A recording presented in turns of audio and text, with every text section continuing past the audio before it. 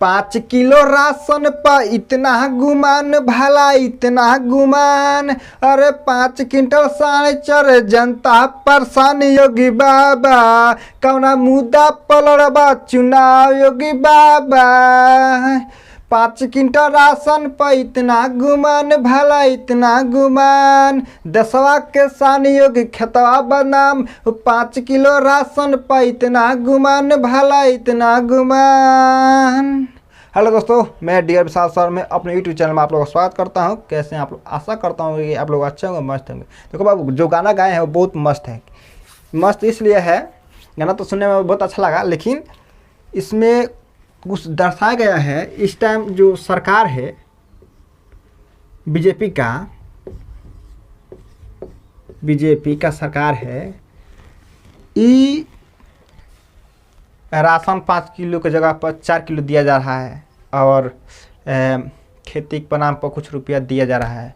लेकिन इतने से और इतने विकास होने से हम लोग विकसित नहीं हो सकते हैं जब तक हम लोग पढ़े लिखे स्टूडेंट हैं। इस पर ध्यान कोई नहीं दे रहा है, सरकार ध्यान नहीं दे रही है कि जो छात्र हैं, जो बेरोजगार बैठे हैं, उनके लिए कुछ व्यवस्था होना चाहिए ना।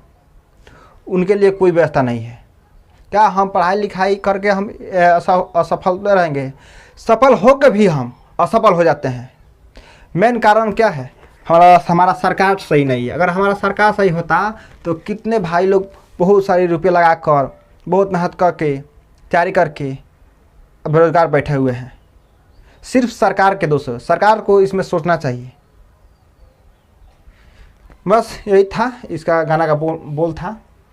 सरकार बहुत चालाक है।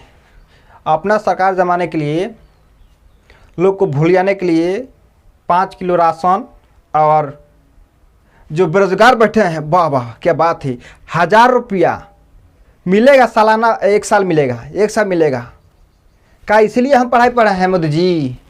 ये पढ़ाई पढ़ के हम आपका 1000 रुपया लेंगे 1 साल तक ले? ये आपका दिमाग में नहीं आ रहा है? जो बेरोजगार हैं, बहुत मेहनत करते हैं सर जी, बहुत मेहनत करते हैं, बहुत मेहनत करके, और बाप माई बहुत उम्मीद लगा कर पढ़ाते लिखाते हैं अपने लड़के को। आज जब आता है बारी सफल होने के, नौकरी पाने के, तो कोई सवाल नहीं है, ना कोई व्यवस्था है, असफल हो जाते हैं। आपसे विनम्र निवेदन है कि इस पर आप ध्यान दीजिए, ताकि हम लोग पढ़ाई लिखाई करके और हमारा माँ बाप का उम्मीद अच्छा हो सके। बहुत आप हम लोग का गरीब का दर्द समझिए। हम लोग कुछ ना चाहिए, हम बेरोजगार बैठे हैं, हम लोग को नौकरी चाहिए। ठीक, तो बाबू यही था, बोलना पड़ा। ठीक, बोलना तो पड़ेगा हमको। ठीक, तो योगी जी और मोदी जी, आप लोगों को ध्यान देना चाहिए कि जो स्टूडेंट हैं, जो पढ़ाई कर रहे हैं, जो कर चुके हैं और बेरोजगार बैठे हैं, उनके माँ बाप पर क्या बीतता होगा। पता है, मजदूरी कर करके अपने लड़के को पढ़ाते हैं कि ताकि हमारा बेटा, हमारा लड़का एक अच्छा व्यक्ति बन जाए। ये भी आप लोगों को समझ में नहीं होगा कि जो स्टूडेंट पढ़ता है ना, साला रात में सोता नहीं है मेहनत करने के आगे। क्यों मेहनत करता है पता है? मेहनत करता है इसलिए ताकि हम सफल हो जाएं, हमारे माँ बाप का सपना पूरा हो जाए, इसलिए मेहनत करता है। और आप 5 किलो राशन बांटेंगे। अरे बेरोजगार बैठे हो, फॉर्म भरा रहा है, 1000 रुपया मिलेगा 1 साल। फॉर्म निकल जाता है, क्या 1 साल के पैसा से हम का राजा बन जाएंगे? 1 साल के बाद क्या होगा? इसलिए पढ़ाई किए हैं हम कि एक साल 1000 रुपये लेंगे और राशन खाएंगे। प्लीज प्लीज मोदी जी, योगी जी, आप लोग से प्रिय हमारी तरफ से विनती है, ताकि इन युवाओं के और उनके माँ बाप पर ये योगदान मत कीजिए। हमको ये नहीं चाहिए 5 किलो राशन नहीं चाहिए। वो साल ससुरा 5 किलो राशन कहाँ मिलता है? 5 किलो की जगह पर 4 किलो मिलता है। तो प्लीज़ हमको ये ना चाहिए। और 1000 रुपये बांटते हैं 1 साल, वो वाला नहीं चाहिए। जो होना चाहिए था वह नहीं होता है। प्लीज़ हम लोग को सफल होना है, आप इस पर ध्यान दीजिए, ताकि हमारे जितने भी युवा साथी हैं जो उनके माँ बाप के सपना है पूरा हो सके। बहुत उम्मीद से पढ़ते हैं मोदी जी। बस यही कहना था। अब क्या बोले, हमको बोला नहीं जा रहा है। हाँ तो भाइयों, अब हमारा कहानी सुन लीजिए। जितने भी हमारे भाई बहन हैं जो इंटर और 12 की तैयारी कर रहे हैं, उनके लिए बेस्ट ये चैनल है, क्योंकि हमारे द्वारा सरल भाषा में सिखाई जाती है कि आप 2023 में अच्छा नंबर प्राप्त कर सके। ऐसा नहीं है बाबू कि आप कमज़ोर हो तो नहीं सीख पाओगे, नहीं सफल हो पाओगे। कमज़ोर से कमज़ोर सफल हो जाएगा। मान के चलो ये बुक है और आपको पूरा कहानी बता दे और आपका टेस्ट लिया जाए कुछ प्रश्न का, तो शायद आप उस प्रश्न का आंसर नहीं हल कर सकते। ये बात सच है ना? नहीं कर सकते। तो इस एक ही बुक विधि है। इस बुक को ख़त्म करना है तो इसका पूरा क्वेश्चन बना डालो, और हम आपको कोई काम नहीं करना है, सिर्फ इस वीडियो को देखना है। बाबू, हमारे प्रिय बहन लोग, आप लोगों को वीडियो देखना है। आपको हम हर प्रश्न का सरल भाषा में समझाएंगे और बताएंगे, ये हमारा वादा है। इस चैनल पे आर्ट्स के सभी तैयारी कराई जाएगी। हमारा सब्जेक्ट होगा हिस्ट्री होगा, पॉलिटिकल होगा, ज्योग्राफी होगा, इकोनॉमी होगा, इत्यादि सभी का तैयारी कराई जाएगी। और सरल भाषा में बाबू, ऐसा नहीं है कि हम उतना लंबा चौड़ा खींचेंगे। लंबा चौड़ा खींचने वाला आदमी कभी सफल नहीं होता है। ठीक, इसको हम जितना मेन पढ़ लेंगे ना बबुआ, परीक्षा में जाकर परीक्षा का पेपरवा देकर कहोगे अरे गजब कर दिए हैं सर जी, एक भी क्वेश्चन नहीं छूटेगा, ये हमारा वादा है। ठीक, तो बाबू अभी तक हमारे चैनल को सब्सक्राइब नहीं किए हो तो चैनल को सब्सक्राइब कर दो और जैसे शेयर कर दो, ताकि दूसरा भी बच्चा हमारे चैनल से जुड़ सके। तो चलिए हम इसका कुछ क्वेश्चन है उसके बारे में हम जान लें कि प्रश्न हमको कैसे समझना है। मान चलिए इस बोर्ड पर नज़र डालिए, तो प्रश्न को नज़र डालिए और देखने का प्रयास करिए और तब ना बताइए कि इसका आंसर क्या होगा। नहीं समझ में आया? नहीं समझ में आएगा। जब बुकवा पढ़ोगे और सवालिया के बारी आएगा तो नहीं समझ में आएगा कि क्या से क्या करे। तो देख बबुआ, हम बताते हैं, कुछ भी नहीं करना है, समझना है सिर्फ। तो देख क्या लिखा है, हड़प्पा जो सिंधु नदी के तट पर बसा हुआ शहर था, सभ्यता था, उसी के बारे में हमको बताना है। यानी हड़प्पा सभ्यता का विस्तार कब हुआ था, तिथि क्या थी यार? तिथि मतलब डेट, विस्तार मतलब ओकरा बारे में, माना केन बनल रहे, समझ में आवता? ठीक, वही ज्ञान तो एक बारे में बताओ बा। दूगो पतिये में जा सीखे बा, हमरा सीखे बा ई बा कि हड़प्पा सभ्यता जगह का नाम रहे। जैसे मान के चलिए हमारे गांव का नाम रुपैया हवे, तो रुपैया हमारे गांव का नाम हवे, तो विस्तार माने रुपैया गांव के नाम के रूपैया, वाह क्या नाम है, रूपैया।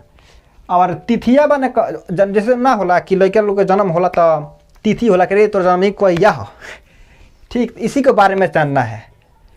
तो ये तो समझ में आ गया होगा कि हड़प्पा सभ्यता के बारे में विस्तार और तिथि को बता देना है। बाबू इसमें कोई भी भारी क्वेश्चन नहीं है, बस खाली नज़रिया का खेल है, समझने का खेल है। समझ जाओगे सब सवालिया हल हो जाएगा। तो हम बताते हैं तुमको विस्तार में। हड़प्पा संस्कृति यानी का एक बोलने की कला होती है, एक चलने की कला होती है, एक बैठने की कला होती है। और हमारे बिहार में बहुत संस्कारिक जीवन है, जो एक दूसरे से कैसे बोला जाता है, बड़ों से कैसे व्यवहार किया जाता है, छोटों से कैसे व्यवहार किया जाता है, एक सांस्कृतिक समाज होता है हमारा। ठीक, जिसे हम संस्कृति कहते हैं। उस हड़प्पा सभ्यता में संस्कृति विस्तार त्रिभुजकार क्षेत्र में था। त्रिभुजकार मतलब क्या है? देखो बोल ये बनाए हैं त्रिकोणवा, त्रिभुजवा। ठीक, त्रिभुजकार का क्षेत्र में था। यह विस्तार उत्तर में जम्मू से नर्मदा नदी तक पश्चिम में, समझ में आया। यह विस्तार उत्तर में जम्मू से दक्षिण में नर्मदा नदी था, उसके पश्चिम में बलूचिस्तान। बलूचिस्तान कहाँ है बाबू? पाकिस्तान जाओगे, जब हमारे हिंदुस्तान के तट पर जाओगे ऊपर सीमा, यहाँ सीमा पर, तब पाकिस्तान पड़ेगा। पाकिस्तान के साइड में अब अफगानिस्तान पड़ेगा। अब अफगानिस्तान के बाद क्या पड़ेगा? बलूचिस्तान पड़ेगा, बलूचिस्तान। ठीक, वहीं पर था बलूचिस्तान के मकरान। बलूचिस्तान के तट पर मकरान है, जो समुद्र तट पर उत्तर पूर्वी में मेरठ जिला के स्थित में था। ठीक, कहाँ?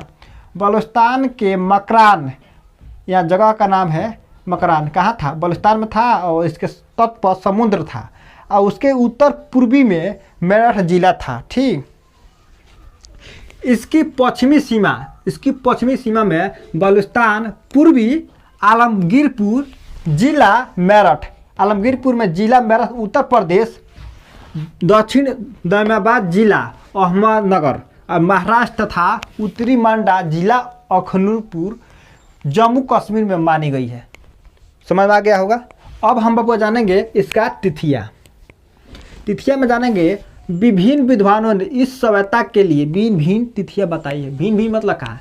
अलग अलग अपन एक विचार बताए हैं कि इसका अनुमान नहीं है कि कब इसका विकास हुआ था, कब इसका तिथि हुआ था। इसको कोई गारंटी नहीं कि किसको मालूम है, लेकिन कुछ लोग विद्वान हैं, वो अपने अपने राय बताए हैं। ठीक, इस बात पर मतभेद है। मतभेद मतलब विवाद है कि कन्फर्म नहीं है कि कब हुआ था। ठीक, इस सभ्यता का विकास 3250 और 2750 ईस्वी पूर्व के मध्य माना गया है।